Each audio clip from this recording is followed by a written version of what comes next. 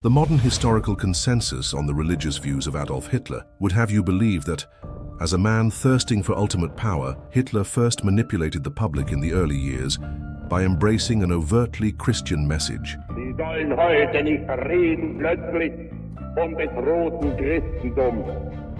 Das werden wir in Schutz nehmen. Behind the scenes, however, he viewed Christianity as weak, Jewish-inspired, and sought to undermine the institution because it ideologically ran contrary to both National Socialism and the German folk. Hitler would then push concepts of Nietzsche, of will to power and the Superman, while embracing more pagan beliefs and aesthetics. Some would go even further to say that Hitler had an obsession with the occult and sent his henchmen all over the world looking for ancient Aryan artifacts or religious relics as portrayed in Hollywood films and mainstream media pseudo-historical television shows.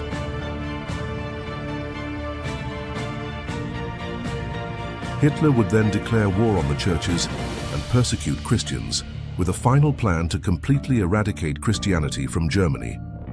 But is any of this true? Or are we subject to the victor's version of history? Was Hitler truly anti-Christian, or did an extremely vocal minority both before and after the war push this message for insidious purposes?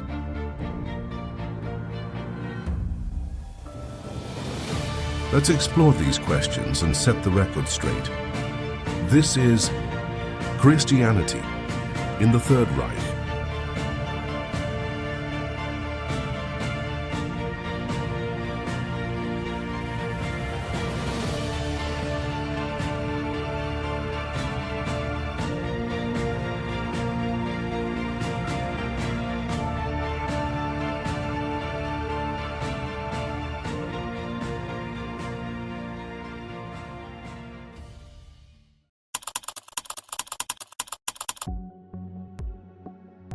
The Protocols of the Learned Elders of Zion was first published in 1903 in Russia.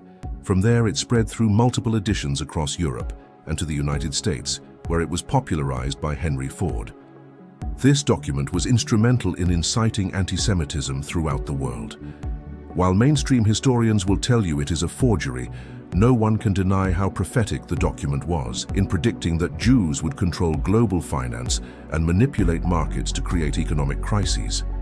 Jews would control the press to shape public opinion. Jews would foment revolutions to seize power, and that Jews would weaken Christianity by promoting secular or liberal ideologies to destabilize societies. We will now look at two specific quotes from the protocols. Quote 1 is from Protocol 2. It reads, "The intellectuals, the Goyim, are proud of their knowledge without logical verification, and put into practice all the notions dealing with science, written by our agents, with the intention of forming the minds in ways that will prove useful." The translator remembers the successes of Darwinism, of Marxism, of Nietzscheanism, and the other unproven doctrines. Russian journalist Pavel Khrushchevin, the first translator and publisher of the Protocols, added this translator's note linking Darwin, Marx, and Nietzsche to the Jewish agents referred to in the text. In 1905, Christian mystic Sergei Nilus published the first unabridged Russian translation of the Protocols, and this translator's note was fused in as the actual word of the Jews in all subsequent editions. Nevertheless, these men saw these three challenges of the status quo as being a threat to Christianity and their teachings being amplified by the Jew. What do Darwin, Marx, and Nietzsche all have in common? All three favored materialism over spirituality. While Nietzsche did write of the spirit, it is a spirit from within and absent of the supernatural or religious essence. The National Socialists most certainly opposed Marxism. However, there were prominent National Socialists who did push the ideas of Darwin and Nietzsche. We will dive more into National Socialist principles later on. Quote 2 is from Protocol 17. It reads, "The King of the Jews will be the real Pope of the universe, the Patriarch of the International Church. But in the meantime, while we are re-educating youth in new traditional religions and afterwards in ours, we shall not overtly lay a finger on existing churches, but we shall fight against them by criticism calculated to produce schism." New traditional religions and later in ours? How could a traditional religion be new? This brings us to a man named Guido von List, an Austrian occultist. Von List is widely regarded as the father of modern Wotanism and the more esoteric Armanism. In 1908, he formed the List Society, where among the members were prominent Jews such as the rabbinical scholar Moritz Altschuler and writer Ernst Wachler. Why would von List, a supposed anti-Semite, have Jews in his society? It is because von List believed that 8th century Armanists had imparted their secret teachings to the Jewish rabbis of Cologne in the hope of preserving them from Christian persecution. He believed that these teachings became the Kabbalah, which he therefore reasoned was an ancient German and not Jewish innovation, thus legitimizing its usage in his own teachings. Remember what the protocols said about new traditional religions and later in ours. Was this yet another successful prediction from the protocols? This theory of the Kabbalah was also shared by Rudolf John Gorsleben, founder of the Edda Society in 1925.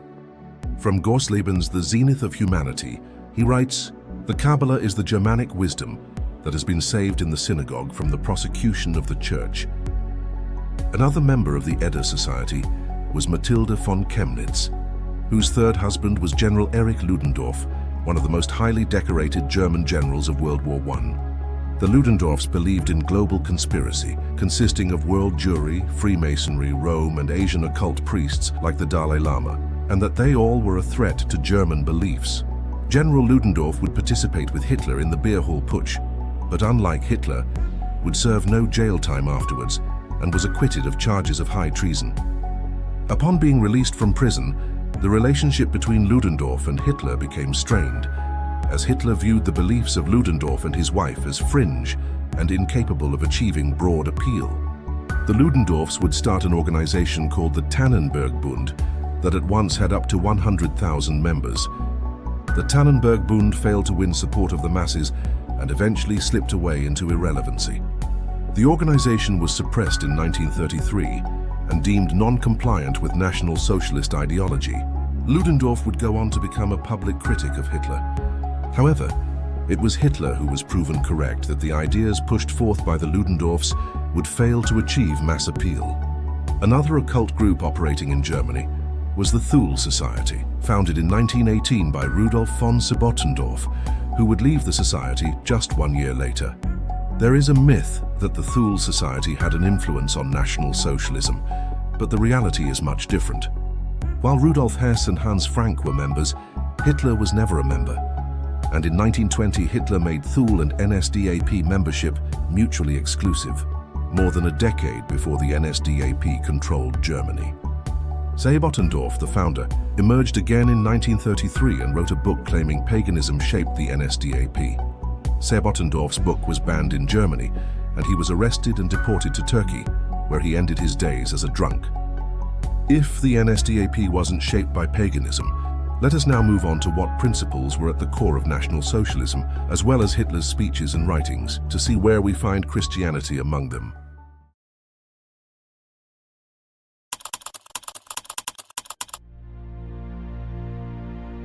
On August 31, 1927, Adolf Hitler had this to say about the NSDAP party program.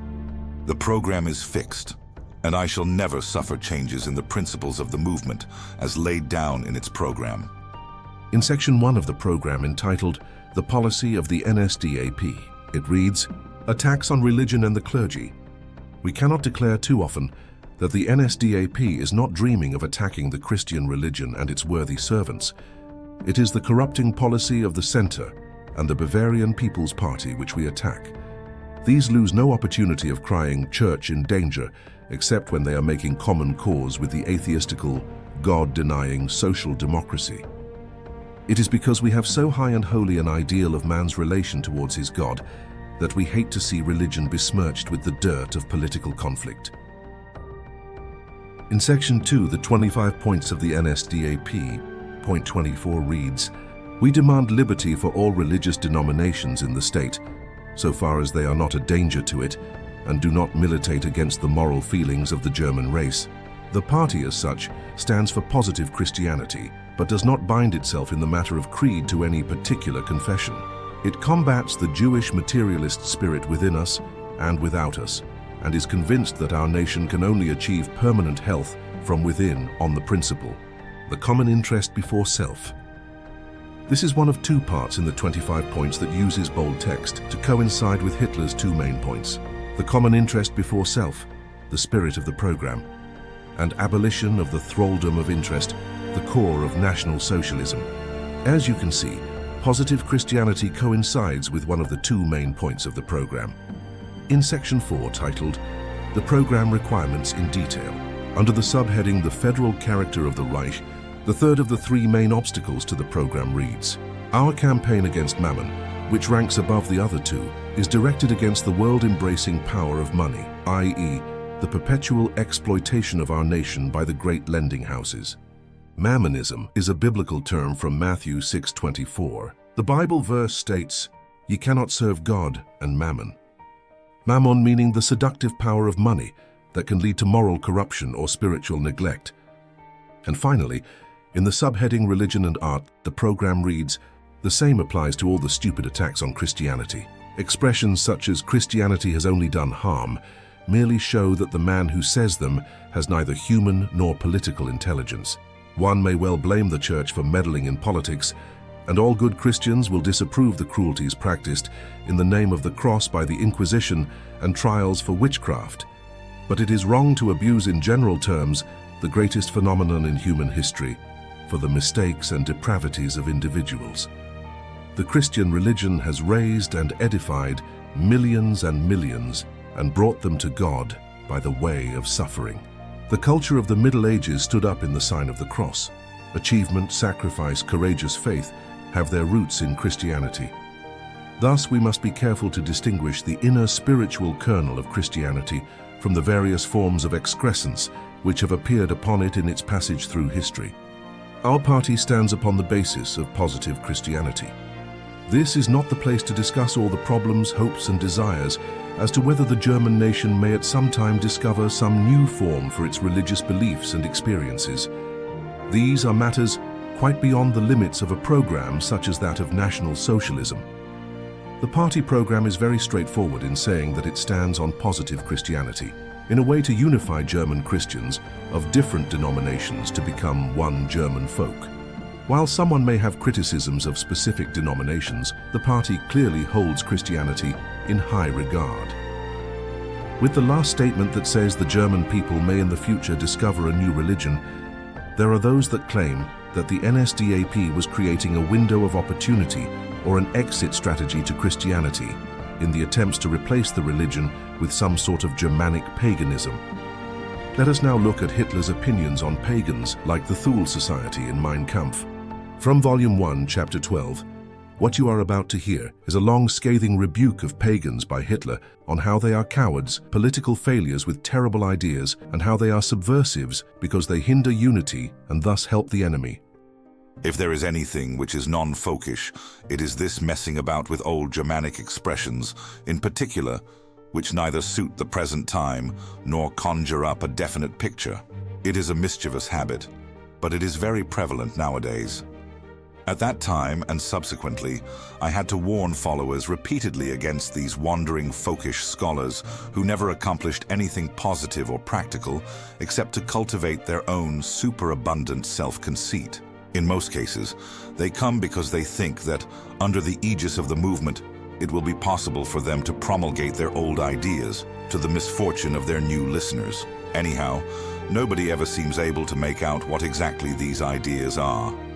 It is typical of such persons that they rant about ancient Teutonic heroes of the dim and distant ages, stone axes, battle spears and shields, whereas in reality, they themselves are the woefulest poltroons imaginable. For they are the very same people who brandish Teutonic tin swords that have been fashioned carefully according to ancient models and wear padded bearskins, with the horns of oxen mounted over their bearded faces, proclaim that all contemporary conflicts must be decided by the weapons of the mind alone, and skedaddle at the very sight of a communist blackjack. Posterity will have little occasion to write a new epic on these heroic gladiators. I have seen too much of that kind of person not to feel a profound contempt for their miserable play acting. To the masses of the nation, they are just an object of ridicule. But the Jew finds it to his own interest to treat these folkish comedians with respect and to prefer them to real men who are fighting to establish a German state. Among these people, there are some whose conduct can be explained by their innate stupidity and incompetence, but there are others who have a definite ulterior purpose in view. Often, it is difficult to distinguish between the two classes. The impression which I often get, especially of those so-called religious reformers whose creed is grounded on ancient Germanic customs, is that they are the missionaries and protégés of those forces which do not wish to see a national revival taking place in Germany. All their activities tend to turn the attention of the people away from the necessity of fighting together for a common cause against the common enemy, namely the Jew.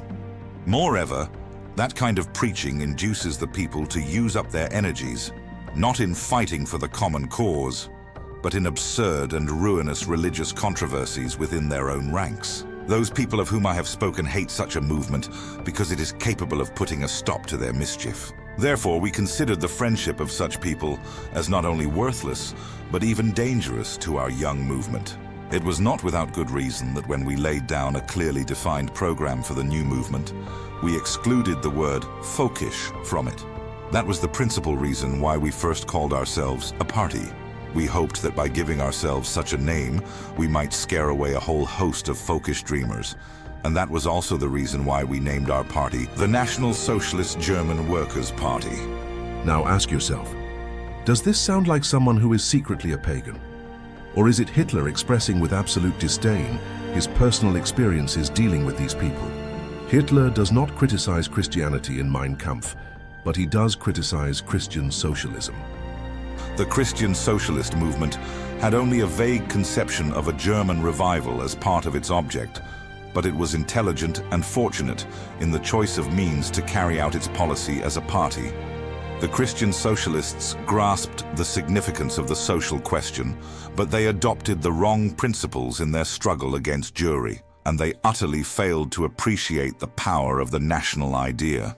Hitler also criticizes the Christian socialists who aligned with the Catholic Church because the religious-only and not racial aspect of anti-Semitism could be bypassed by the Jews by falsely converting to Catholicism through baptism.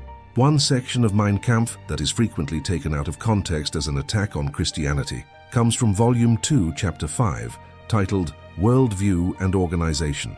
It reads, "A worldview is intolerant and cannot permit another to exist side by side with it.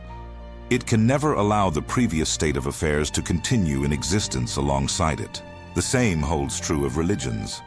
Christianity was not content with erecting an altar of its own. It had first to destroy the pagan altars. It was only by virtue of this passionate intolerance that an apodictic faith could grow up, and intolerance is an indispensable condition for the growth of such a faith. It may be objected here that in these phenomena which we find throughout the history of the world, we have to recognize mostly a specifically Jewish mode of thought, and that such fanaticism and intolerance are typical symptoms of the Jewish mentality. This may be true 1,000 times over, and we may regret that it is so, and note with a feeling of uneasiness that this phenomenon has hitherto been unknown in the history of mankind. But the hard fact remains that such is the situation today. A philosophy of life which is inspired by a fanatical spirit of intolerance can only be set aside by a doctrine that is advanced in an equally ardent spirit and fought for with as determined a will, and which is itself a new idea, pure and absolutely sincere. Each one of us today may regret the fact that the advent of Christianity was the first occasion on which spiritual terror was introduced into the much freer ancient world. But the fact cannot be denied that ever since then, the world has been pervaded and dominated by this kind of coercion, and that violence is broken only by violence and terrorism by terrorism. Only then can a new regime be created by means of constructive work. Political parties are prone to make compromises, but a worldview never does this. A political party even reckons with opponents, but a worldview proclaims its own infallibility. Hitler is not criticizing Christianity, but explaining how National Socialism needs to adopt a fanatic and intolerant worldview that destroys all other worldviews. He addresses how people may have issues with what Christianity did to pagans in the past, but one worldview could not live with the other.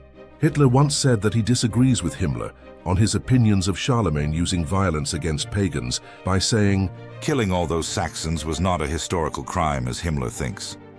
Charlemagne did a good thing in subjugating Widukind and killing the Saxons out of hand. He thereby made possible the empire of the Franks and entry of Western culture into what is now Germany." Charlemagne, of course, would go on to lay the foundation for the Holy Roman Empire, or the First Reich, and is considered the father of Europe. In the same volume and chapter, Hitler once again explains how National Socialism needs to do as Christians had done in order to succeed. Here again, the Catholic Church has a lesson to teach us. Though sometimes, and often quite unnecessarily, its dogmatic system is in conflict with the exact sciences and with scientific discoveries, it is not disposed to sacrifice one syllable of its teachings. This sentiment is also expressed in Volume 1, Chapter 12, where Hitler writes, "The greatness of Christianity did not arise from attempts to make compromises with those philosophical opinions of the ancient world, which had some resemblance to its own doctrine, but in the unrelenting and fanatical proclamation and defense of its own teaching." Hitler sees in Christianity and the Catholic Church as something for the NSDAP to emulate, while at the same time bashing pagans for their scattered ideas that cannot form an intolerant worldview. These free-thinking pagan ideas run contrary to the authoritarian worldview of National Socialism. Mein Kampf itself is dedicated to a Catholic, a man named Dietrich Eckart, who was Hitler's mentor during his early aspirations in politics. In the next chapter, we will explore the ideas and men that shaped Hitler's worldview and investigate where Christianity fit into the equation. But first, here are excerpts of Hitler's speeches where Christianity is spoken of.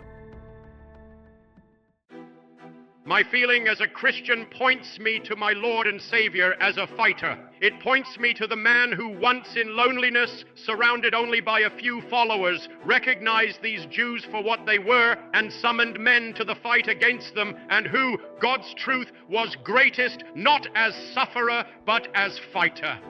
In boundless love as a Christian and as a man, I read through the passage which tells us how the Lord at last rose in his might and seized the scourge to drive out of the temple the brood of vipers and of adders. How terrific was his fight for the world against the Jewish poison. Today, after 2,000 years, with deepest emotion, I recognize more profoundly than ever before the fact that it was for this that he had to shed his blood upon the cross. As a Christian, I have no duty to allow myself to be cheated, but I have the duty to be a fighter for truth and justice. We will never allow a religious quarrel to arise in this movement. We say rather, the church may educate the parties to religious service. We educate them to fight and to preserve its worldview and its foundations. We do not tolerate anyone in our ranks who offends the ideas of Christianity, who stands up to a dissident, fights him, or provokes himself as a hereditary enemy of Christianity. This movement of ours is actually Christian. Once as the first prerequisite for the organization of our folk on a large scale, Germany had an ideological foundation in our religion, Christianity. When this ideological foundation was shaken, we see how the strength of the nation turned away from external things and toward the internal conflicts. The national government will therefore regard it as its first and foremost duty to re-establish the unity of spirit and will of our folk. It will preserve and defend the foundations upon which the power of our nation rests. It will extend its strong protecting hand over Christianity as the basis of our entire morality, and the family as the germ cell of the body of our folk and state. The national government perceives in the two Christian confessions the most important factors for the preservation of our folkdom. It will respect any contracts concluded between these churches and the states. Today, we have this authority and will more easily be able to win the struggle for these principles. But we will never wage this battle as a battle against Christianity, or even against one of the two confessions.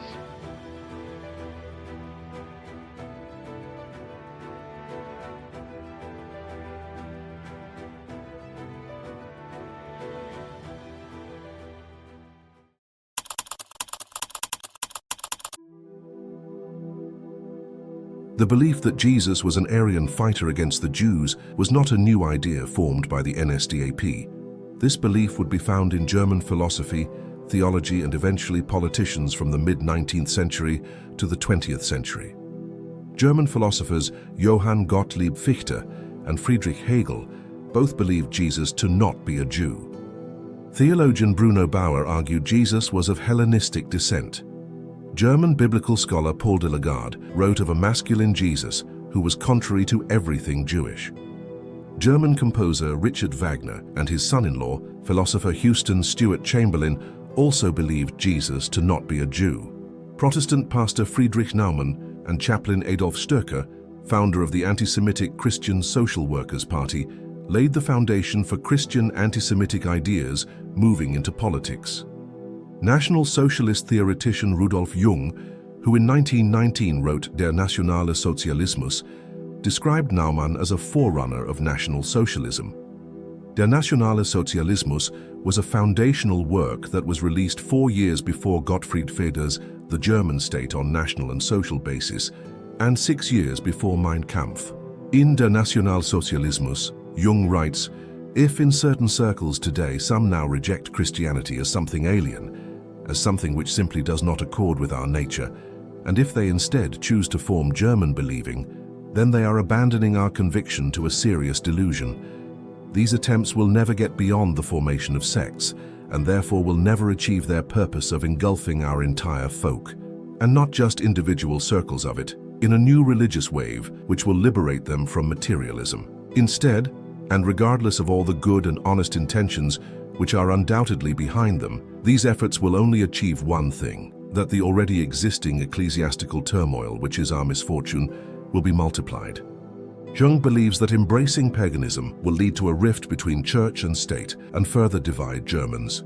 In the work, Jung also quotes from Oswald Spengler's book, Prussianism and Socialism, with this quote about Charles Darwin: "For 2 centuries now, the Englishman has been the inventor of all philosophies that do away with inner independence, most recently of Darwinism, which makes man's entire mental state causally dependent upon material forces, and which, via the particularly slick form propagated by Büchner and Haeckel, has become the worldview of the German Philistine." Also in Der Nationale Sozialismus, Jung gives the history of Jewish usury in Europe and how it was the reason for Jewish persecution.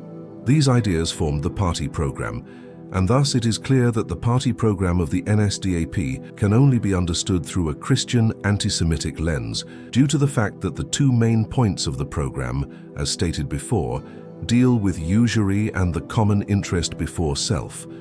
The 2 biggest influences on Hitler during the early years were Theodor Fritsch and Dietrich Eckart.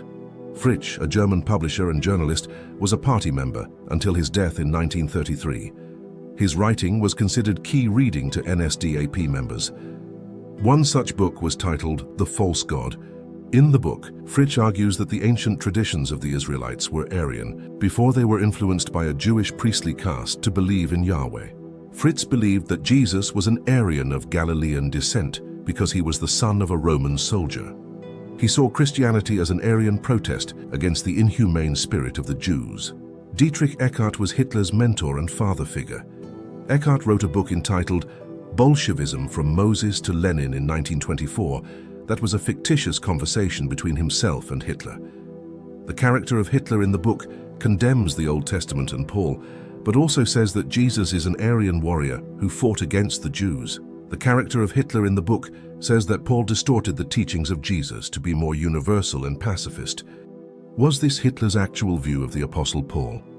There are those who argue that Hitler was an admirer of Paul and saw parallels between himself and the apostle, due to them both being physically blinded before taking on their missions. At the end of the day, The evidence on Hitler's opinion of Paul is all speculation, and there is no definitive proof either way. Dietrich Eckart would go on to inspire point 24 of the party program, the standpoint of the party. Eckart also introduced Alfred Rosenberg to Hitler.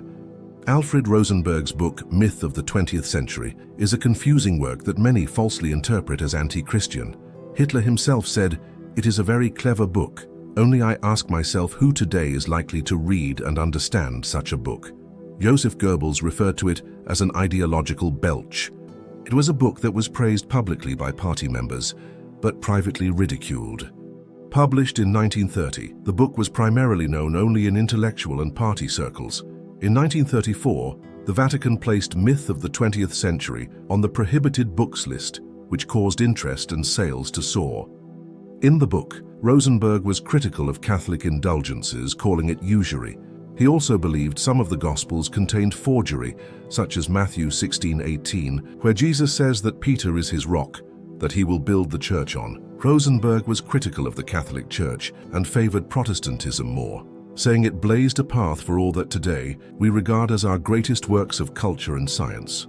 Rosenberg also writes that the Gospel of Mark is the real core of the message of the child of God. This stands in opposition to the Semitic doctrine of the slave of God. The Gospel of John was the first Gentile interpretation. Regarding the ethnicity of Jesus, Rosenberg writes, "There is no proof for the often made claim that Jesus was a Jew. Indeed, there is much to show the contrary. Jesus possibly was Aryan, or partially so, showing the Nordic type strongly." In the introduction to the third edition of the book, Rosenberg discusses the backlash received from the churches. He writes, "The great respect which is shown the founder of Christianity in the work was overlooked. It was deliberately concealed that my religious observations have the clear intention of viewing his great personality without the eternal distortions by various churches.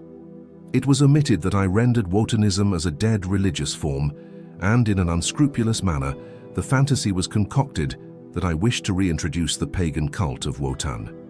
It is clear from those surrounding Hitler, as well as what he said in his speeches, that Hitler actually believed that Jesus was an Aryan fighter. To those who believe that Hitler was a secret pagan, they would have to also believe that Hitler lied to all his early mentors, the people closest to him, and then eventually the German people. Does this seem plausible? One may not agree with the theology of these men, who had different views amongst themselves, but to say that they are anti-Christian is entirely false. Perhaps then, Hitler changed his mind about Christianity later on, due to battles he had with the churches. But why did these battles between church and state arise? We will explore this and more in the next chapter.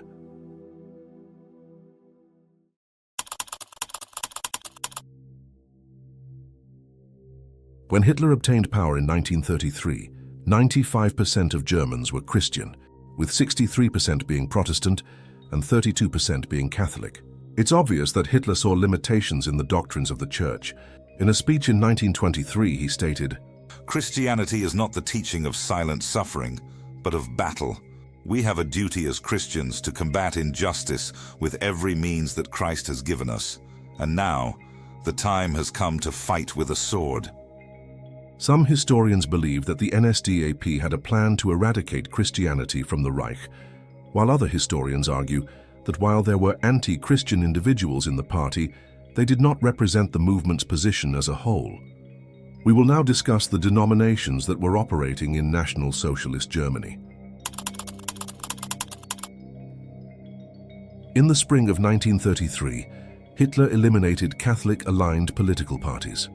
As shown previously in the program, Hitler disagreed with the Catholic Socialists aligning with Marxist atheists on occasion. In 1927, Hitler exchanged letters with Magnus Gott, a Catholic priest in Augsburg, and a supporter of the NSDAP since 1922. The exchange began over a 1924 article published by the NSDAP expressed hostility towards the Catholic Church. Hitler assured him not to judge the NSDAP too harshly, and it was not their fault some in the NSDAP were walking away from churches. Hitler then said that just as Peter denied Christ 3 times, he was the rock the church was built on, and that National Socialism was a true crusade for the Christianity of the Lord. Hitler also said The greater the distance between politics and religion, the less damage religion risked suffering because of the liberal freedom of politics, science, and the arts. While Christianity had conducted its crusade against the heathens, National Socialism conducted its political crusade against the states of today, against the poisoning of the race, the splintering of the people, and the destruction of the fatherland. Hitler then stated how he can picture the German people one day standing united with the hooked cross on the left side of the sword and the Lord's cross on the right side. There were some in the Catholic Church that felt the doctrines of Catholicism and National Socialism could be harmonized. Karl Adam, Germany's most influential Catholic theologian, wrote in 1933, "But the hour came, and we saw him and recognized him. He now stands before us as the one who has been prophesied by our poets and our wise men, who is the liberator of German genius." In 1934, Austrian Bishop Alois Hudal met privately with Pope Pius XI because Hudal believed an understanding could be met between the Catholic Church and National Socialism. The Church felt that the National Socialists were already in breach of the Concordat signed the year prior. Pius felt there would never be compromise between National Socialists and Christianity because National Socialism was a massive materialism. However, he wished Bishop Hudal good luck in his efforts.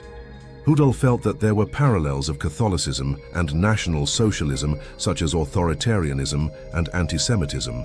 The antisemitism of the Church, though, was religious and not racial. He was familiar with Mein Kampf and felt he knew Hitler because of Hitler's upbringing with Catholicism in Austria.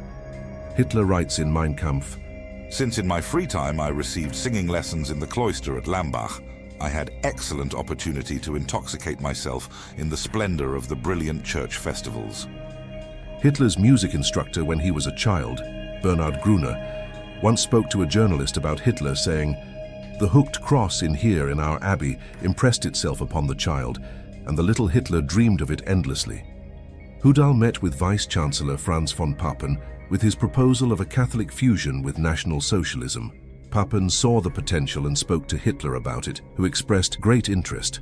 In 1936, Papen would present to Hitler a manuscript called Foundations of National Socialism, written by Hudal. Hitler was interested, but Joseph Goebbels took the manuscript and said he would review it first. He found 17 points of serious contention, which Hudal would go on to correct. The manuscript still caused infighting amongst the party.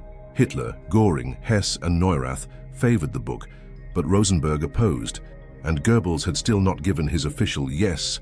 Hitler endorsed the book and it went to publishing. In a meeting, Papen presented a copy to Hitler. An argument ensued for hours, with Papen asking Hitler to give the book a party endorsement, and Goebbels and Bormann vehemently opposing the book. When Papen thought he had convinced Hitler, Bormann would succeed in changing Hitler's mind. In the end, only 2,000 copies would be printed and handed out only to high-ranking officials. Hudal was devastated and never recovered. The Vatican threatened to put Foundations of National Socialism on the prohibited books list, a first time ever for a bishop to be on the list. After the war, he was sent to an isolated monastery.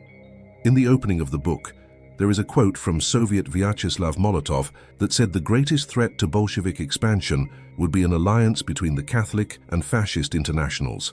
In 1936, Adolf Hitler met with Michael Faulhaber, Archbishop of Munich and Freising. Faulhaber was one of the fiercest critics of National Socialist ideology. In the past, when asked to hand over a list of converted Jews, he refused. He also expressed disdain over Rosenberg's myth of the 20th century. Hitler spoke for nearly an hour, warning the Archbishop that if National Socialism didn't rule over Bolshevism, then Christianity and the Church in Europe would disappear. Hitler also provided him with a list of 380 priests who were public critics of the Reich and told him the Church needed to end its trivial differences to survive against Bolshevism.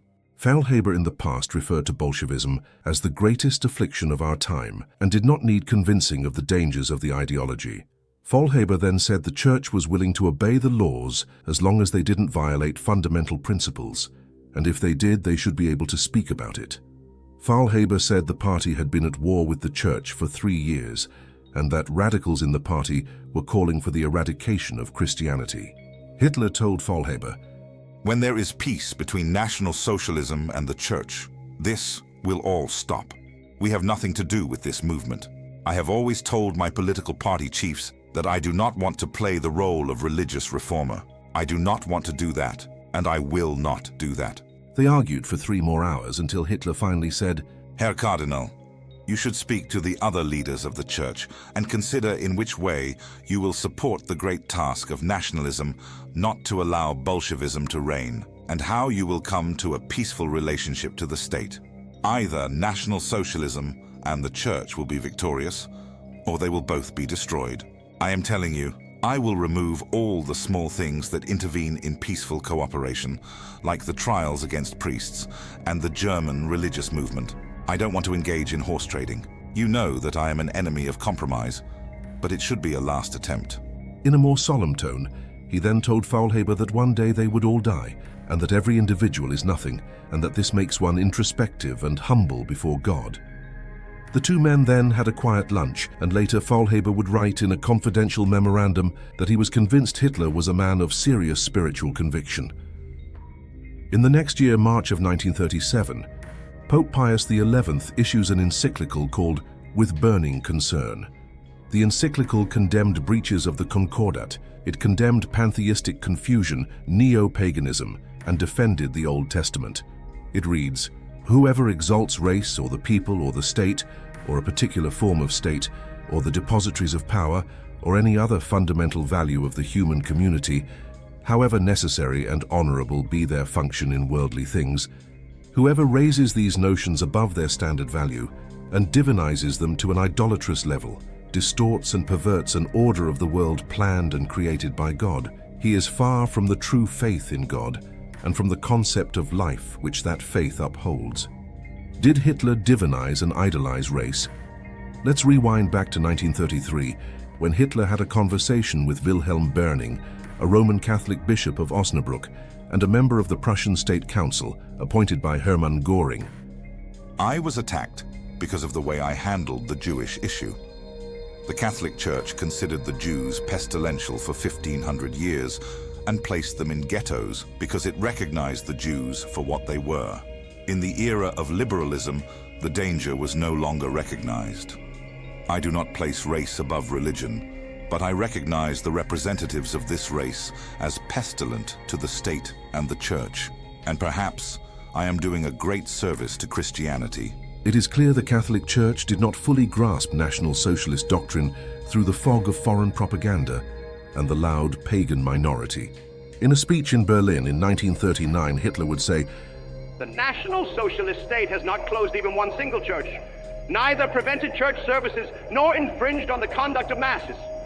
It has not imposed its views on any confession's church doctrine and faith. In the National Socialist state, man is free to seek absolution in the fashion desired. However, the National Socialist state will relentlessly deal with those priests who, instead of serving the Lord, see their mission in propagating derisive comments on our present Reich, its institutions, or its leading men. It will bring to their attention the fact that the destruction of this state will not be tolerated. It must, however, be stated at this point that there are thousands upon thousands of priests of all Christian beliefs who attend to their clerical duties in a manner infinitely superior to these clerical warmongers and without entering into conflict with the established law and order. To protect these is the mission of the state. To destroy the enemies of the state is the duty of the state. Approximately 17,000 Catholic priests and seminarians would be conscripted into the Wehrmacht between 1939 and 1945.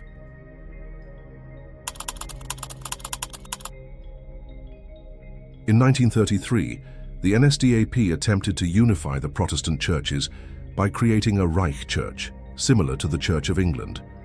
A set of ideological propositions was issued called the 28 Theses, drafted by theologians Joachim Hossenfelder and Siegfried Nack, aimed to synthesize Christian doctrine with National Socialist principles.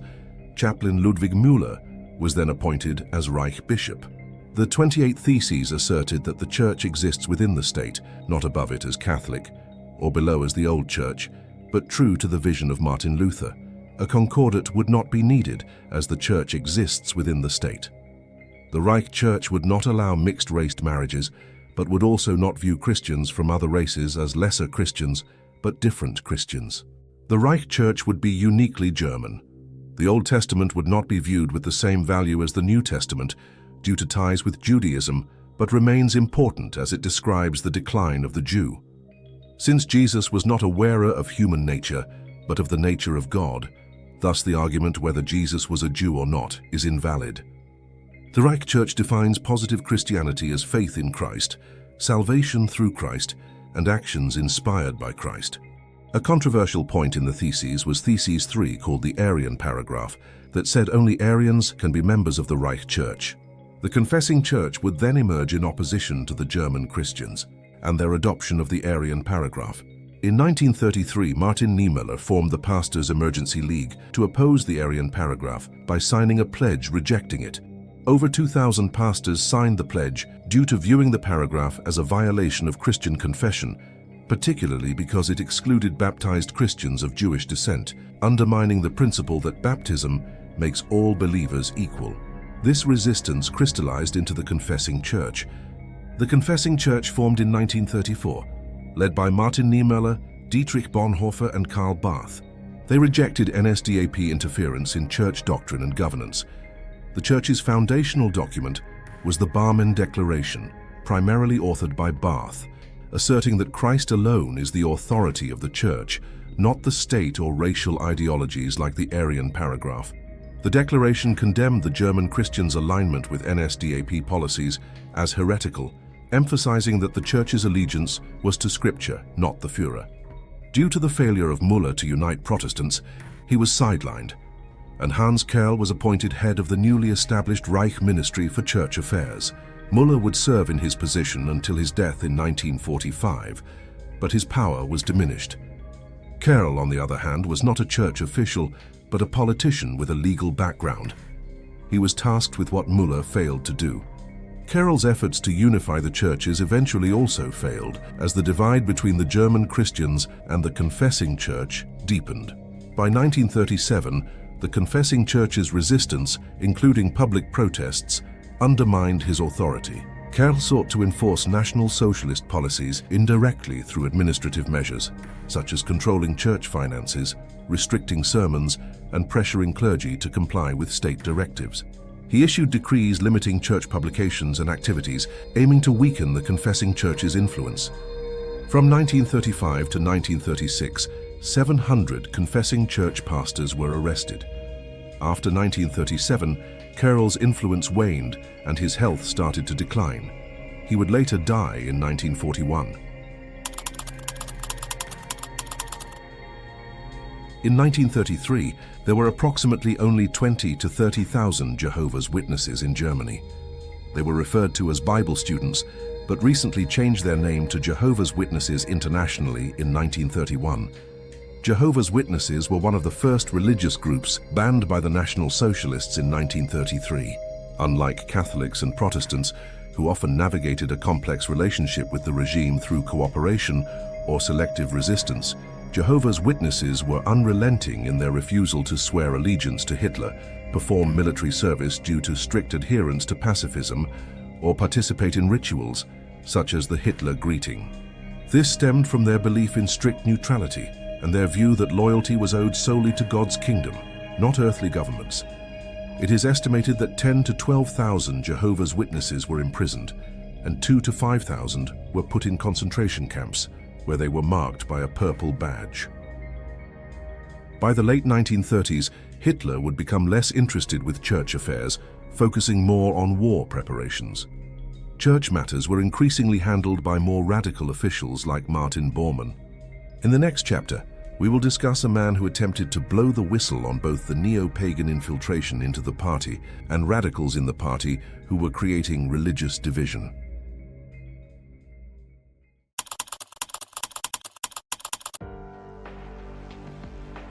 Dr. Caius Fabricius was a professor of theology and an NSDAP party member. Fabricius was a strong proponent of Point 24, and in 1935, with the blessing of Adolf Hitler, published a work entitled Positive Christianity in the Third Reich to dispel rumors that National Socialism was an anti-Christian ideology. In the treatise, he makes the argument that after Hitler took power, Christianity has flourished, and the party still affirmed the standpoint of positive Christianity. Adolf Hitler, its Führer and Chancellor, has repeatedly affirmed the party program, especially the main clause relating to positive Christianity. This was particularly the case in the three notable speeches made by him in the year 1934, namely on January 30th, August 17th and 26th. On these three solemn occasions, the Führer stated in words that left no doubt as to their meaning that National Socialism affirmed positive Christianity. Moreover, as a further explanation of his statement, Adolf Hitler declared that by positive Christianity, he meant the Christianity of the two great churches, the Evangelical and the Roman Catholic, both of which are represented in Germany. At the same time, however, he made it perfectly plain that he had nothing in common with people in bearskins, with those namely who, recalling the old Germanic tribes, would foist neo-pagan cult experiments upon the German folk. Fabricius expands further on neo-pagans by writing, "And if there should still be a few individuals in Germany today who, with regard to this point, prefer to swim in the old channel of the last era, scoffing at priests and devout people after the manner of Marxist freethinkers, looking askance at anyone professing to be a Christian, then it is a sign that such people have not yet grasped the significance of the new era and are rather to be considered as a grave menace to the peace and inner strength of the German folk." But in passing, another misconception must be removed. This refers to the relationship between Christianity and Judaism. Long before the rise of National Socialism, there were certain national literary circles amongst the intelligentsia of the upper middle classes of pre-war days who, for the sake of their German nationality, believed it necessary to reject Christianity as being historically connected with Judaism.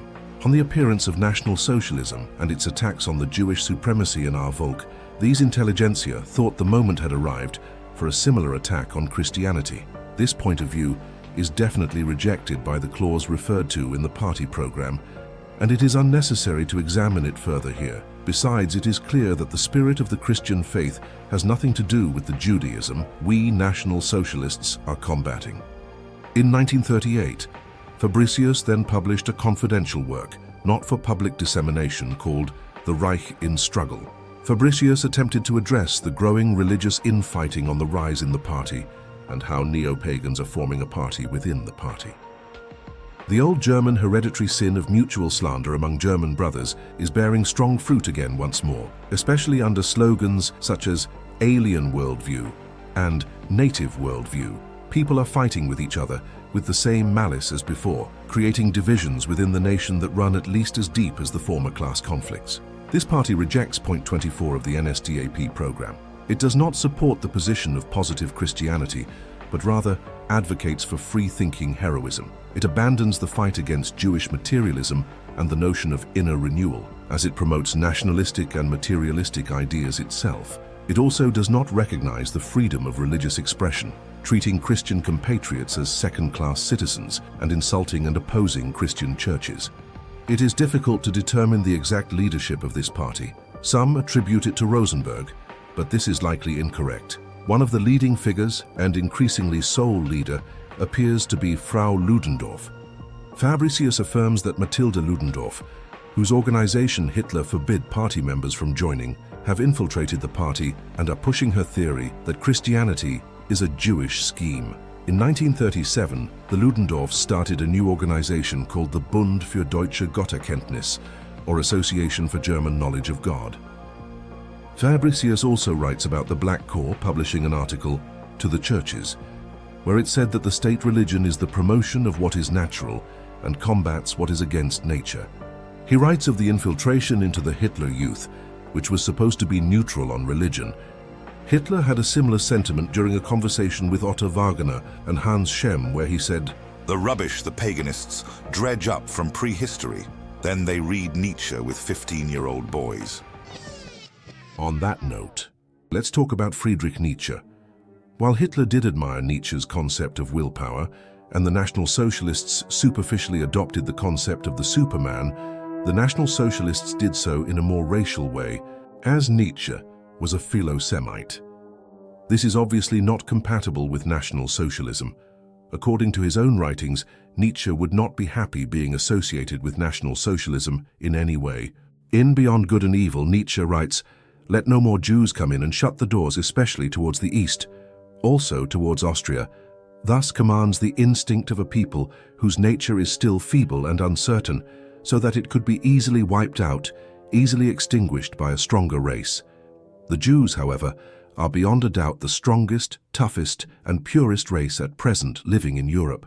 They know how to succeed, even under the worst conditions." The purest race?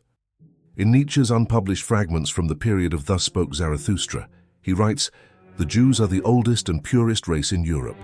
That's why the beauty of Jewish women is unsurpassed."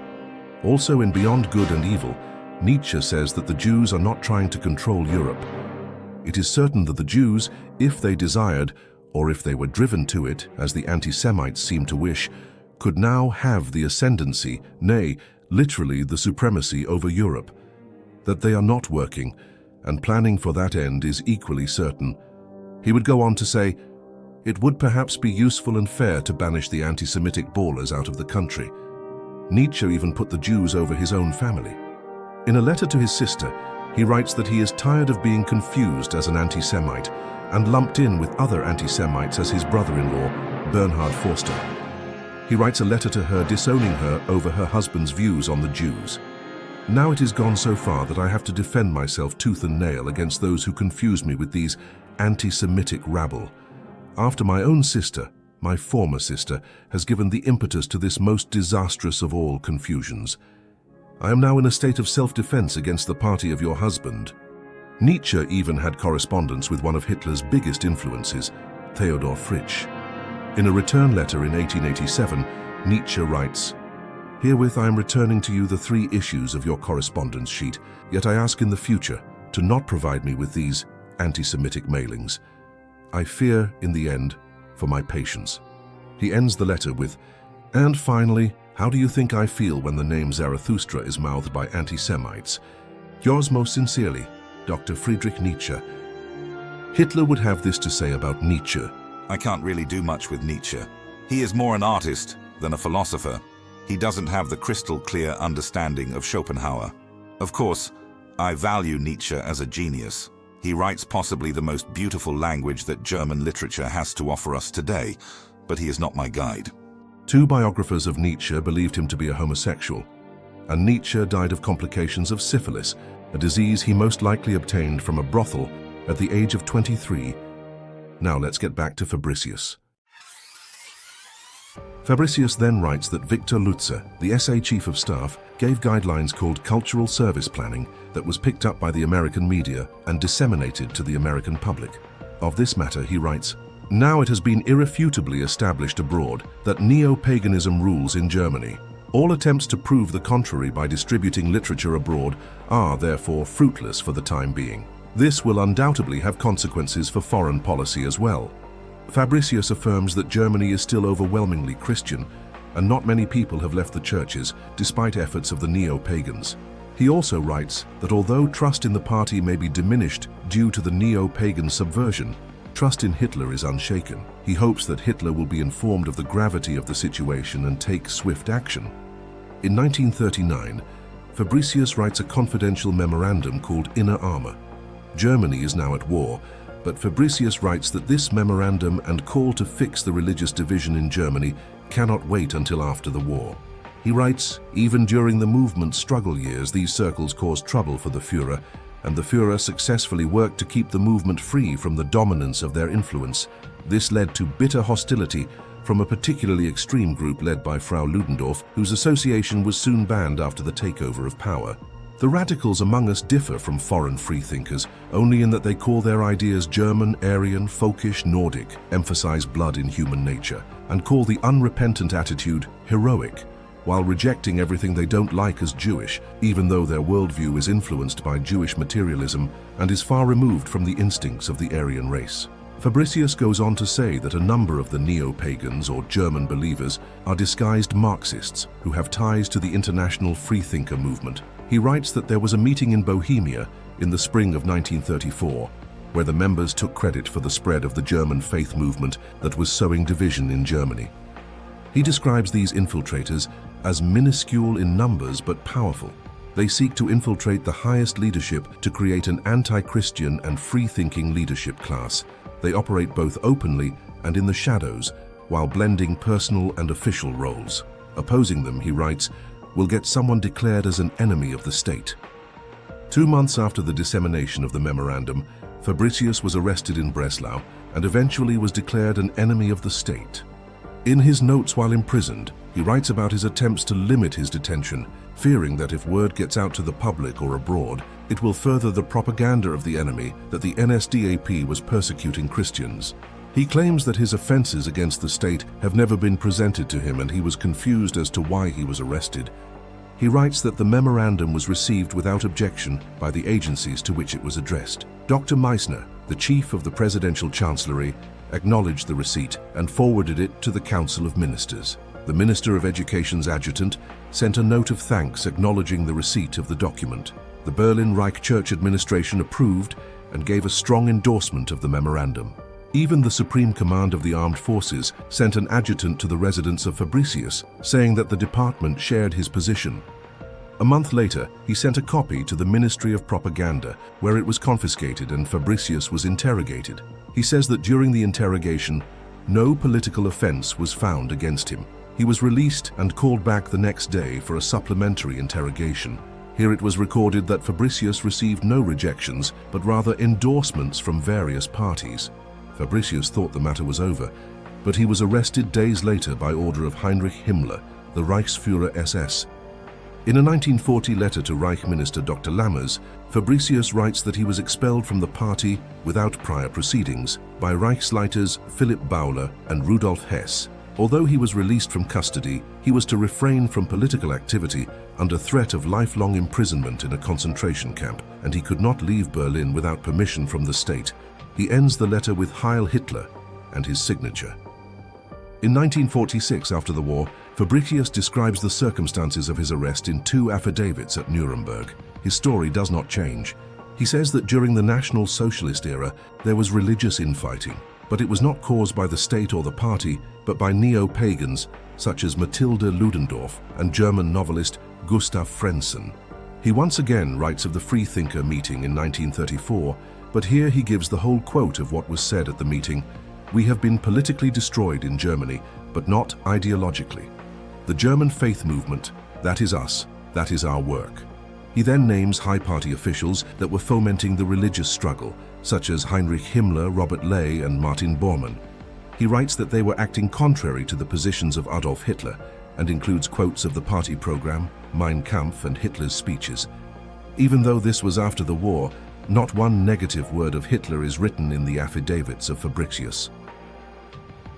In the next chapter, we will see if the accusations made by Fabricius against certain party members has any credibility.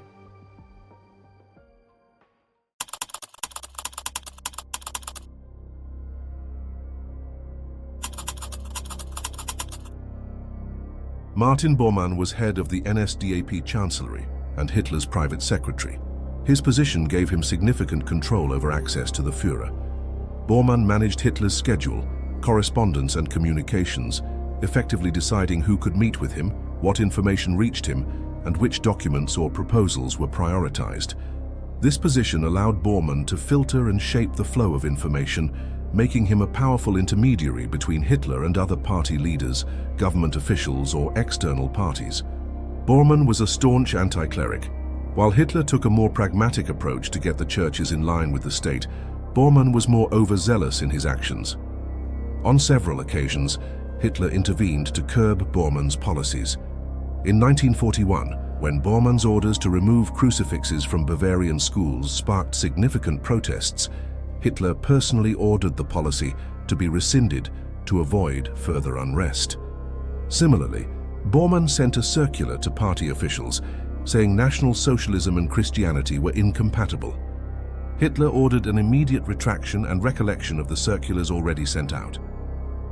Martin Bormann's supposed notes compiled between 1941 to 1944 of monologues and conversations attributed to Adolf Hitler was first published as a book called Hitler's Table Talk in 1953. Both academia and revisionists have built on the rotten foundation of this book for decades, without a second thought to historical accuracy or reverence to Hitler's legacy. Here are 2 quotes from the book, attributed to Hitler.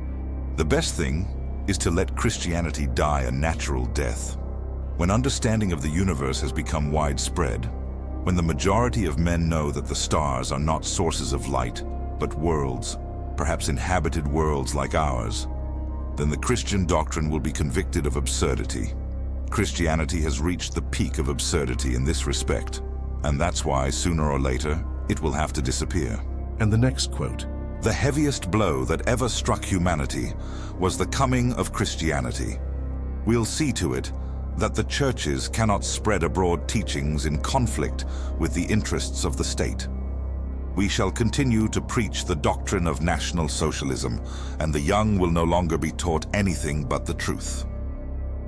Let us break down why this post-war published book is problematic and should not be seen as the verbatim words of Hitler.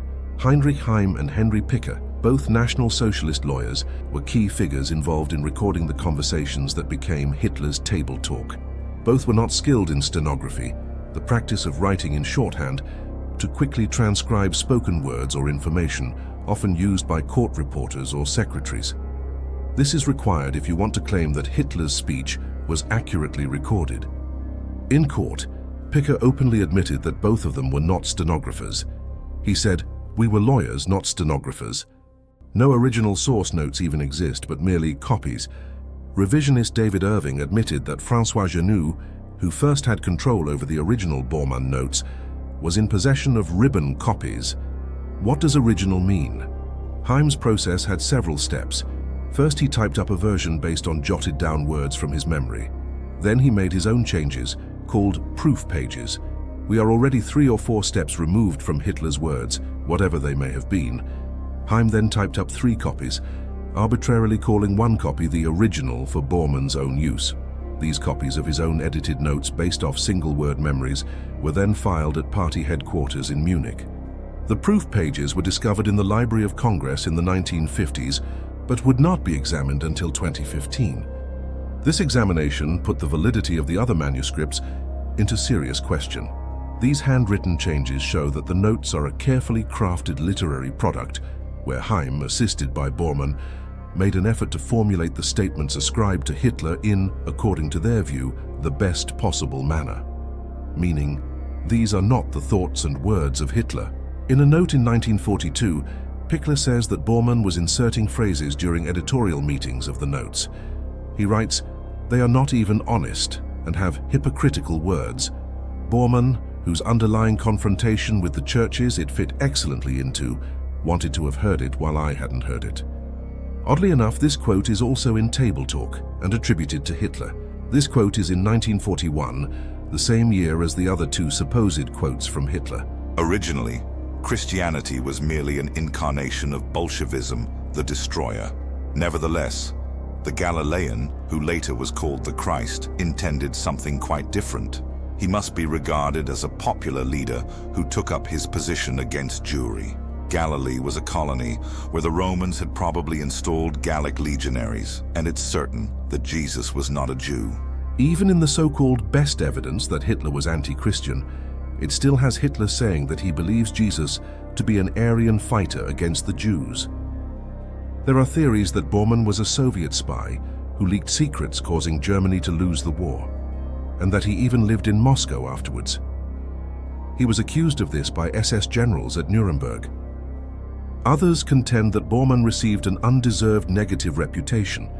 Dr. Friedrich Bergold, who was appointed to represent Bormann in absentia at Nuremberg, displayed evidence that Bormann was not persecuting Christians. When his client was accused of prohibiting priests from holding high party offices, Bergold argued that atheist countries like the Soviet Union would do the same. Bergold argued that church publications weren't the only publications that had restrictions, but restrictions were placed on all publications due to wartime paper shortages. Also, the churches had still received government subsidies until the end of the war. A Soviet spy who fled to Moscow, or killed while fleeing the Führer bunker in May of 1945. These are deep rabbit holes within themselves. What is clear is that Bormann was obviously anti-clerical, leaning on anti-Christian, and he did things counter to the wishes of Hitler in regards to Christianity.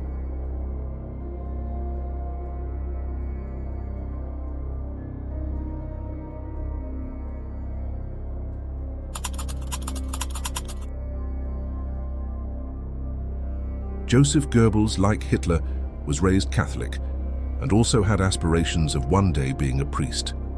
In early adulthood, due to personal crises and intellectual pursuits, he began to question Catholicism.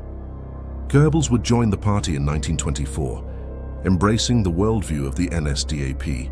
He would go on to view the Catholic Church as corrupt, and in 1935 would launch the morality trials. The morality trials were a series of highly publicized legal proceedings aimed at Catholic clergy and some Protestants. These trials accused priests and religious figures of moral and sexual misconduct, such as homosexuality, pedophilia, or other immoral behaviors, to portray the Catholic Church as corrupt and hypocritical. By 1937, Hitler grew tired of the Goebbels morality trials. As shown previously in the conversation with Archbishop Faulhaber, Hitler was willing to end them if the Catholic Church and National Socialism could reach an agreement. After the publishing of the encyclical of Pope Pius, Hitler would temporarily halt the more overtly aggressive actions against the churches. A portion of Goebbels' diary was published in 1978, and the rest in 1993. The diaries were in the hands of the Soviets from 1945 to 1992. In a December 1939 entry, Goebbels writes, "The Führer is deeply religious, though completely anti-Christian. He views Christianity as a symptom of decay. Rightly so. It is a branch of the Jewish race." From what you have heard so far, does this sound like something Hitler would say? Or was Goebbels simply hearing what he wanted to hear, as Bormann did? Or perhaps Hitler is expressing a deep frustration due to battles with the Catholic Church. Either way, it is a diary, and not the official words of Hitler. Also, this is the man who translated Goebbels' diary into English. Joseph Goebbels saw the NSDAP as actually putting Christianity into action. In a speech, he would have this to say: "If someone from an opposing party has something against us, it is, 'You are pagans.' I can only respond, 'How so? Do we act like pagans?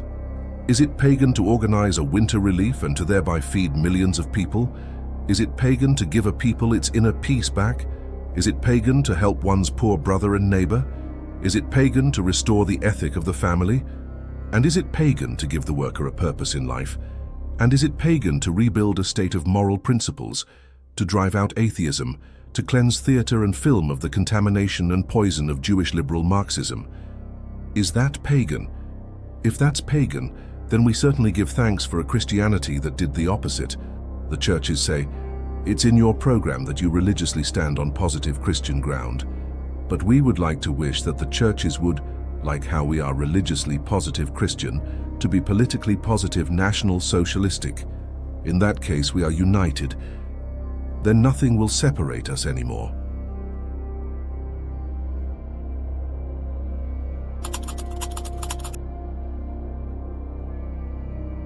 After the beer hall putsch, Rudolf Hess came out of hiding and surrendered to the authorities, so he could be imprisoned alongside Adolf Hitler.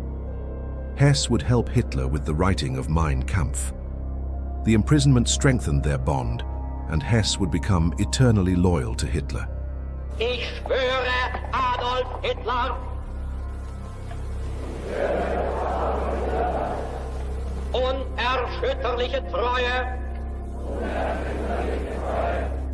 In 1936, Hess was diagnosed with latent paranoid schizophrenia, which would be kept secret for obvious reasons.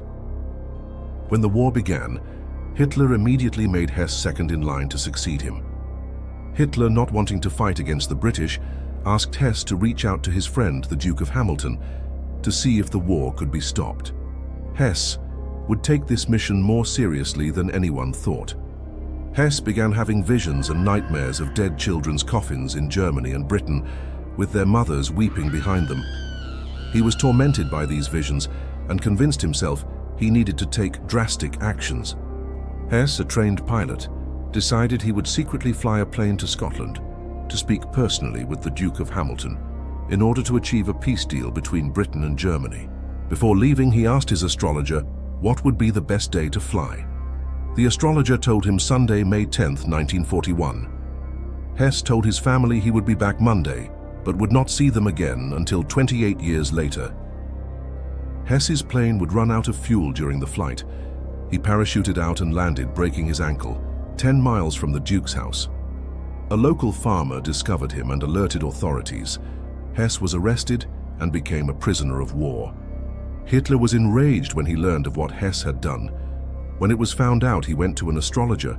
Operation Hess would be launched. Operation Hess involved the arrest and detention of hundreds of occult practitioners, confiscation of occult literature, and the prohibition of many groups and individuals involved in these practices. Reinhard Heydrich, head of the security services, would organize the Hess operation. Heydrich had experience in dealing with occultists. He first became head of the SS intelligence agency in 1932 under Heinrich Himmler. He would gather intelligence against enemies of National Socialists, such as Freemasons. In 1934, the National Socialists outlawed Freemasonry in Germany, and by 1935 all Masonic lodges were dissolved.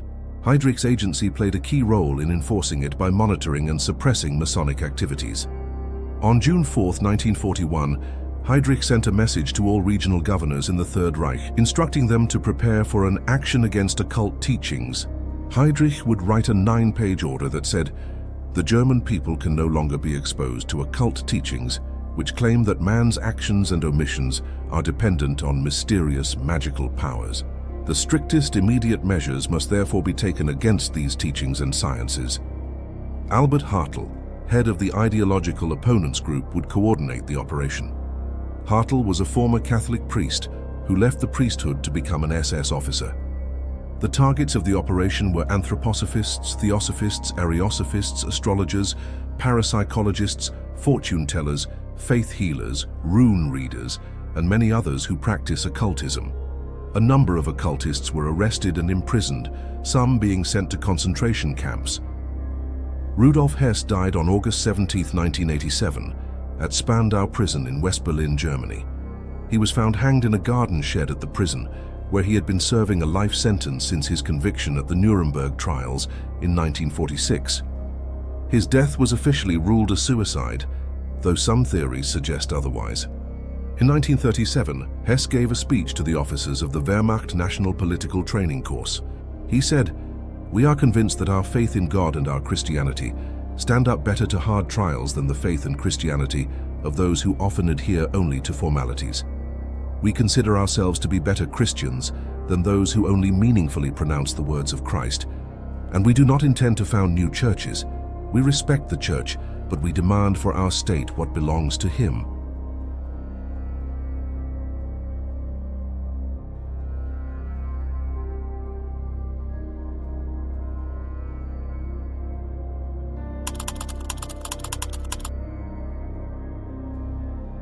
Himmler often professed anti-Christian ideas, saying things such as, "The guideline for us in our struggle is neither the Old nor the New Testament, but the political testament of Adolf Hitler."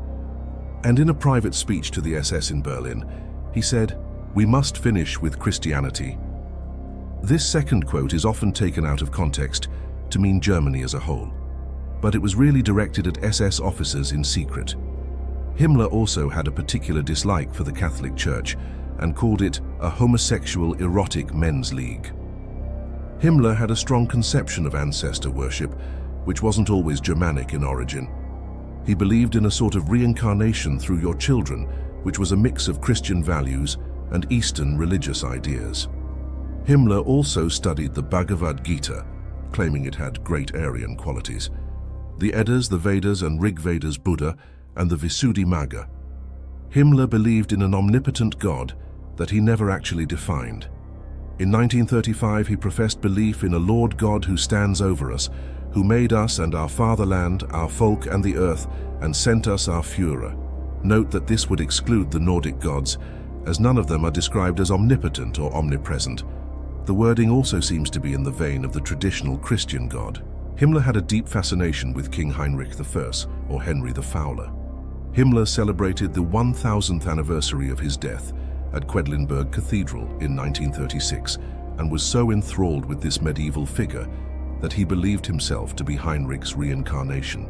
Himmler often referenced the idea of turning the SS into an order similar to the Teutonic Knights, a Christian order of crusaders. It is much more accurate to say that the structure and symbols of the SS were influenced by medieval knights and not Germanic paganism. The castle that housed the Black Sun was meant to invoke these Christian warrior societies whose purpose was to protect Christianity, not advocate for Wotan. Himmler was a follower of Hans Horbiger's occultism. Horbiger put forth the pseudoscientific concept of world ice theory, in which world history was a struggle between ice and fire, linking the flood of Genesis and the destruction of the Teutonic kingdom of Atlantis to gravitational catastrophes supposedly unleashed when the Earth captured a moon in its orbit. Technically, Hans Horbiger was a Christian as well, but a very unorthodox one. Hitler and Rosenberg were no fan of Horbiger's work. Rosenberg sent a circular to all NSDAP offices to assure them that adherence to these theories was no part of being a National Socialist. Himmler reacted to this rejection by telling his SS men that no polemics against Horbiger's theories would be tolerated. Though Himmler was interested in Germanic mythology, he never mentioned Wotan or our modern concept of Odinistic heathenism in any speeches or correspondence. Also, there is no known official use of the Black Sun, Schwarze Sonne, in the Third Reich on tanks, SS or Wehrmacht uniforms or government buildings. The only known example is Himmler's private Wewelsburg castle. Felix Kirsten, his personal physician, noted that Himmler was particularly superstitious, had an interest in astrology, though he doesn't believe it to be true, and was afraid of an invisible power to which he would one day give an account to himself, which sounds very Christian. Kirsten confirmed that Himmler was antagonist of the Catholic Church. Kirsten also remarked that there are not many men in the SS with whom he can seriously discuss these topics, meaning his interest in non-Christian religions. Himmler seemed to be brainstorming ideas with university professors and Germanic scholars instead of SS Gruppenführers and Obergruppenführers. Other members of the party were starting to take note of Himmler's erratic and chaotic mix of beliefs. According to Albert Speer, the whole thing was beginning to assume far-fetched pseudo-religious forms. Goebbels, with Hitler, took the lead in ridiculing these dreams of Himmler's, with Himmler himself adding to the comedy by his vanity and obsessiveness. Hitler and Himmler disagreed on the importance of ancient Germanic history. Hitler would say, "Isn't it enough that the Romans were erecting great buildings when our forefathers were still living in mud huts? Now, Himmler is starting to dig up these villages of mud huts and enthusing over every potsherd and stone axe he finds." Hitler finally approached Himmler himself in 1935, fully rejecting the foundation of a new religion, calling it a chimera or an illusory fantasy. In a 1937 memorandum marked to all SS leaders from Standartenführer up, Himmler instructed, "In ideological training, I forbid every attack against Christ as a person, since such attacks or insults that Christ was a Jew are unworthy of us and certainly untrue historically." Himmler added that this order was to be enforced on pain of expulsion from the organization of the SS. Himmler's secretary Rudolf Brandt once received a letter from a young member of the Hitler Youth. The young boy wrote to the Reichsführer SS asking if he was to believe a lecturer who put forth the idea that Jesus was a Jew. Rudolf Brandt replied, "The Reichsführer SS, Himmler, is of the conviction that Jesus was not a Jew. You must have misunderstood the speaker." This is also confirmed in Himmler's response to Ernest Renan's book, Life of Jesus, where he said, "He proves to me by his whole book that Jesus was no Jew, and that Christianity was and is the most important protest of the Aryans against the Jews, of good against evil." Himmler also had a deep respect for his own family's Christian observance, and he would later take this to a degree where his own close associates questioned how sincerely anti-Christian he truly was. Was Himmler planning to secretly eradicate Christianity? Evidence suggests he was not attempting to. Again, he said to his private physician, "Everything is still in a state of flux. We're struggling towards a final form of belief. You can expect mature men to take part in this struggle and to share the dangers of having no fixed creed. But it's not right to root children up from their familiar world and make them face the problems of faith before they're fully grown. Let them keep to the old ways so long as the old order survives. They'll come across it every day when they're playing with their friends. Once they're grown up, they can decide for themselves. Faith has to grow of its own accord. You can only clear the way for it, not dictate it. This ambiguity also echoes sentiments he made about the SS man. As you know, personally I have chosen to leave the church, but I do not wish for this to become a sport for lower-level leaders. I would rather have a Sturm in which only 10% have left, with the remaining 90% remaining just as good National Socialists. To me, it is truly preferable if someone takes 1, 2, or 5 years to leave the church, thus leaving it out of true conviction, than for someone to follow a fashion and do it only externally. Again, to his physician, Himmler would say, "I've nothing against Christianity in itself. No doubt it has lofty moral ideals. But we have to be on our guard against a world power which makes use of Christianity and its organization to oppose our own national resurrection by methods of which we're everywhere conscious." He would then say that Jewish power was already removed from Germany, and after the war, Catholic priests who meddle in politics will be unfrocked, and neither God nor the Virgin Mary will save them. Kirsten then said, "But you're surely not opposed to the Virgin Mary, Herr Reichsführer?" Himmler replied, "No, not at all. To link womanhood with religion is a noble idea. It suits our Germanic outlook. In ancient Rome it was virgins, the Vestals, who guarded the sacred flame in the Temple of Vesta, and many peoples used to honor their wise women. I'm very touched myself when I see how women and children bring their troubles to the Virgin Mary." In 1992, an interview was conducted with Himmler's daughter Gudrun. She was asked, "What was your father's view regarding religion and Christianity?" History tells us he was an occultist and worked to destroy the church and persecute Christians. She would respond, "You certainly have read enough of the victor's version of our history.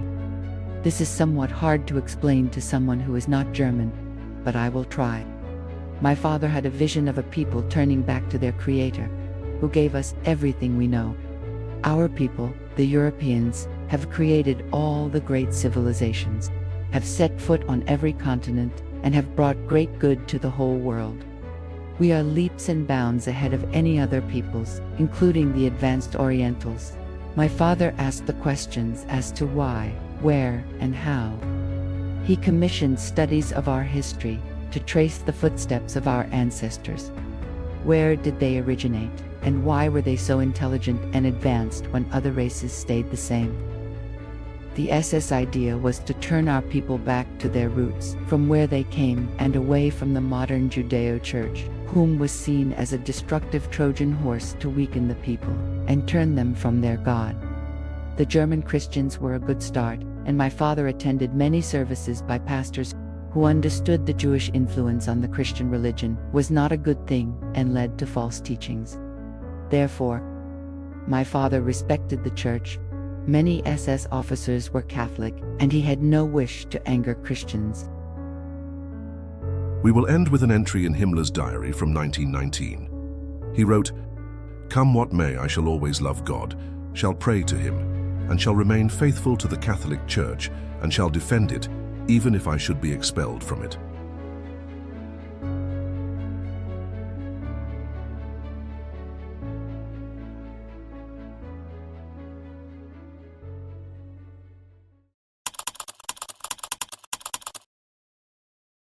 In the same way that the NSDAP viewed themselves as the true socialists, without the Jewish-infused Marxism, the founders and visionaries of National Socialism viewed themselves as the progenitors of a true Christianity, without what they felt was Jewish corruption or church doctrine that was hindering preserving race and the fatherland.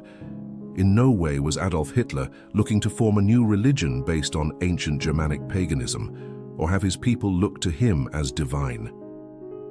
As Hitler wrote in Mein Kampf, "The Jew's life is truly only of this world, and his soul is, for example, just as intimately alien to the true Christianity as his essence was to the high founder, Christ, of the new teachings 2,000 years ago." Is it that unreasonable to think that the NSDAP followed and stayed true to point 24 of the party program? the program that Hitler said was fixed and immovable, that sought to combat the Jewish materialist spirit within us and without us.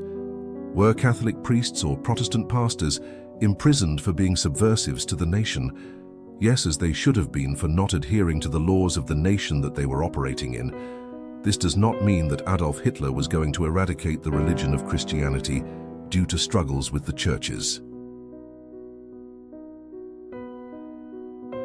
The concept of race first is ideal if it means prioritizing race purely in politics. But if it is used as a wedge or lever to separate us from Christ, we will fail, and it's against our own interests. If one chooses to not be Christian or to be pagan, it is fine as long as it does not militate against unity. If one, however, chooses to become a vocal antichrist, they have crossed a sacred line and must be eradicated from any movement or cause. History does not repeat itself in the same way, but there are recurring themes. Today, Europeans are dealing with the same minuscule but loud minority that seeks to tear Europeans away from Christianity. They are traitors and should be treated as such. They are not open to inner renewal and thus are a danger to our people. A traitor is far worse than an enemy. Identity is a mix of blood, soil, and heaven. If one is taken away, the entire structure will collapse. If one calls themselves a National Socialist, they should honor Adolf Hitler by not only living the National Socialist worldview, but by learning and telling the truth about the founder, not parroting the propaganda of the victors to suit their own selfish worldview. They should speak in reverence and tell the truth of the boy who would put an apron around his shoulders and deliver long sermons, aspiring to be a priest to the delight of his devout Catholic mother. The same boy who gazed at the hooked cross in a monastery that ignited grand aspirations within him. To the man and struggling artist who would produce a work of art called Mother Mary with the Holy Child Jesus Christ, and then a year later, fight bravely in World War I. To the man who was blinded and then woke up to the enemy that was attempting to control the world. The man who is rumored to carry a whip to emulate Jesus, whipping the money changers out of the temple. The man who loved his people and fought for his nation to control its destiny again. The man who was betrayed by those of his same race from different nations. We cannot betray him any further by soiling his legacy, just as the propaganda of the victors of the war has tarnished it. As the final sentence of the party program reads, "We National Socialists wave our storm banner before the world. Ever young, shining and glittering in the sun, rises the hooked cross, the symbol of reawakening life. Hail Christ! Heil Hitler! For blood, soil and heaven,